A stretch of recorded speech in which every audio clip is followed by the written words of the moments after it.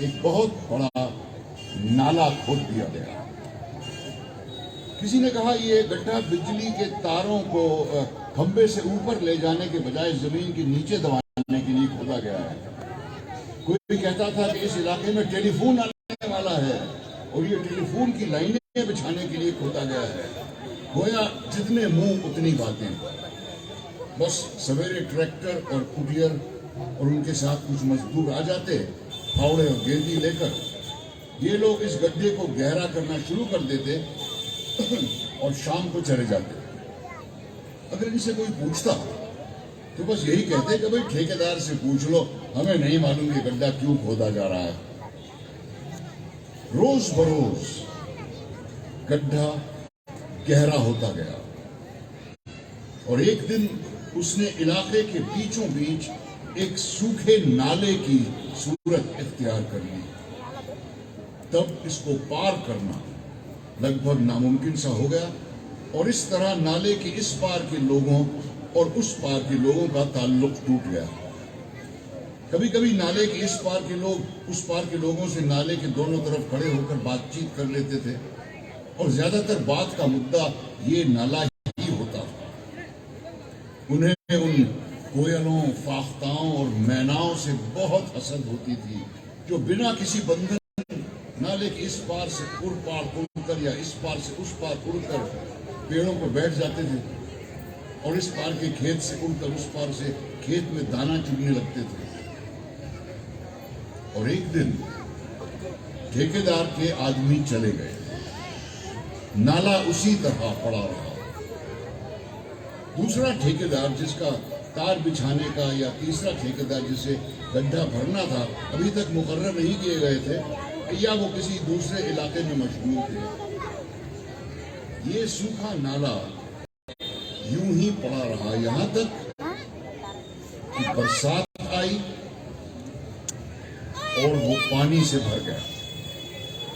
धीरे धीरे उसके दोनों तरफ के किनारे टूटने लगे और उसने एक नदी की शक्ल इख्तियार कर ली जो इलाके के बीच में बहती थी। सर्दियां आई तो लोगों को लगा कि नाले का पानी खुश्क हो जाएगा और शायद ठेकेदार के आदमी उसको आके भर दें।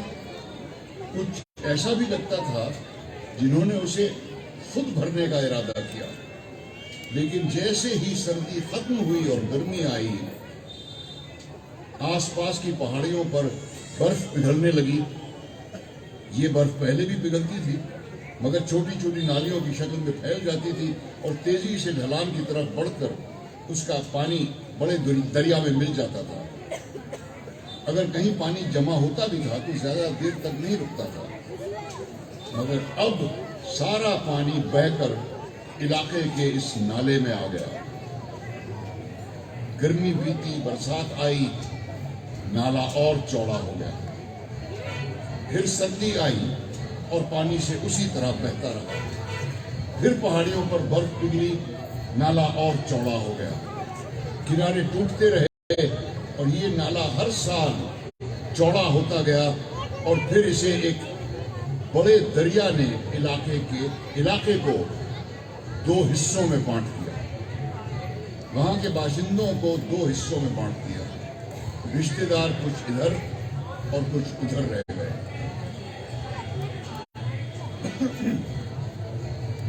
जब मोहम्मद खान की बेटी के निकाह का मसला सामने आया तो मोहम्मद खान ने बीवी से कहा, तुम फिक्र काहे की करती हो? तुम्हारे भतीजे के साथ तो बचपन में रिश्ता हो चुका है। मोहम्मद खान पहले तो चुप रहा, फिर उन्होंने एक ठंडी सांस ली और बोले, क्या बात करती हो? वो लोग उस पार के हैं, अब हमारा उनसे क्या वास्ता? अपने इलाके में रिश्ता खोजो। तो ऐसी कौन सी बात है? उनकी पत्नी ने कहा, तुम एक ही तो हो, वो उस पार रहते हैं तो क्या हुआ, तुम्हारा भाई ही तो है। नहीं, अब वो उस पार रहता है, बीच में दरिया है, इस पार के लोग उस पार के लोगों से अलग हैं। वो मेरा भाई था, लेकिन तब जब दरिया नहीं था।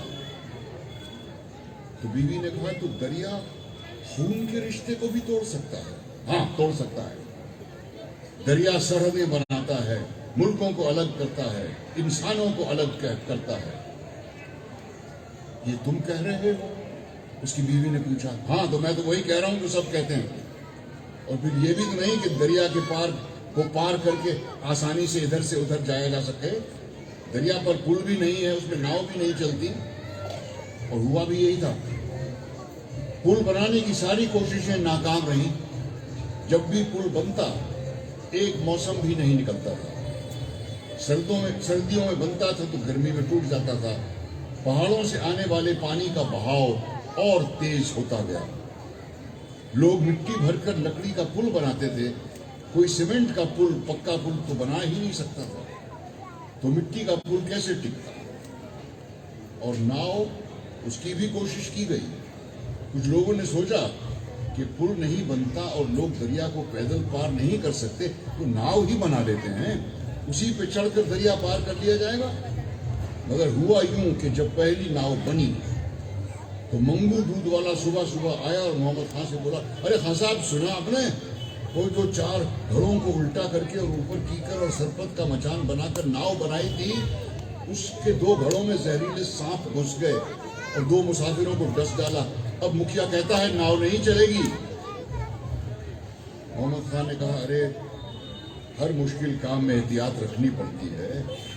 अगर हम कुछ दिनों तक मचान पीटते रहें और नाव चलती रहेगी तो सांप खुद ही डर के भाग जाएंगे। अगर मगर चलेगी कैसे? मुखिया ने तो रोक दिया, घड़े तक तोड़ दिए गए। आज मोहम्मद खान के भाई के बेटे का निकाह है जो उस तरफ रहता था। दरिया के पार शहनाई की आवाज सुनाई दे रही है, बड़ी सुरीली लग रही है। मोहम्मद खान दरिया के किनारे बैठा उस आवाज को सुन रहा है और सोच रहा है, काश ये बारात उसके घर आई होती, मगर ये गैर मुमकिन था। शहनाई की आवाज फिर गूंजी और मोहम्मद खान ने सोचा, दरिया उस आवाज को तो रोक नहीं सकता और रोकेगा भी नहीं। ये तो दरिया के पानी से टकराकर और भी मीठी लगती है। और फिर देखते ही देखते कुछ और लोग मोहम्मद खान के पास आ बैठे और सोचने लगे,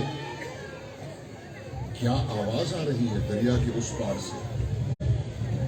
हमारी सरहदें अलग हैं और बीच में दरिया है, मगर ये मौसीकी की आवाज कितनी सुहानी लग रही है।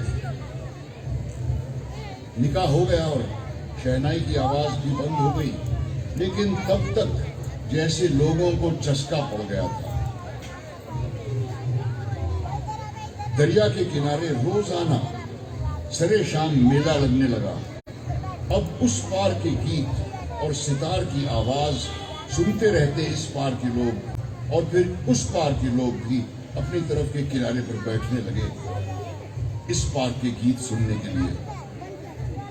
दरिया के पानी से छनकर आने वाली आवाज कितनी दर्द भरी, कितनी सुरीली थी। और फिर इन आवाजों के साथ और बहुत कुछ आया।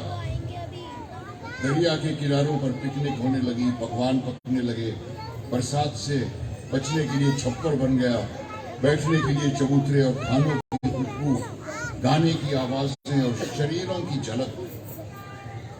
अब दोनों तरफ के इलाकों में नफरत का एहसास कम होने लगा था कि एक दिन इस इलाके का मुखिया आया और कहने लगा, अरे हमारे यहाँ गाने वालों शायरों की कमी है क्या कि तुम उस पार के गाने वालों की आवाज इतनी शौक से सुनते हो?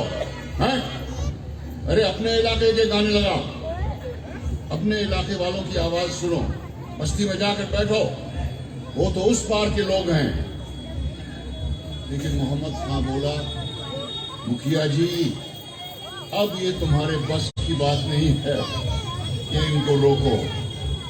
उन्हें अब नाव की जरूरत नहीं है, ये तो आसानी से उस पार से चलकर कला के पुल पर इस पार आ पहुंचते हैं। और इस बार मोहम्मद खां की बात को किसी ने नहीं काटा। मुखिया अपनी आंखों पर दाएं हाथ की हथेली से साया करके उचक उचक कर दरिया पर बना हुआ पुल तलाश रहा था।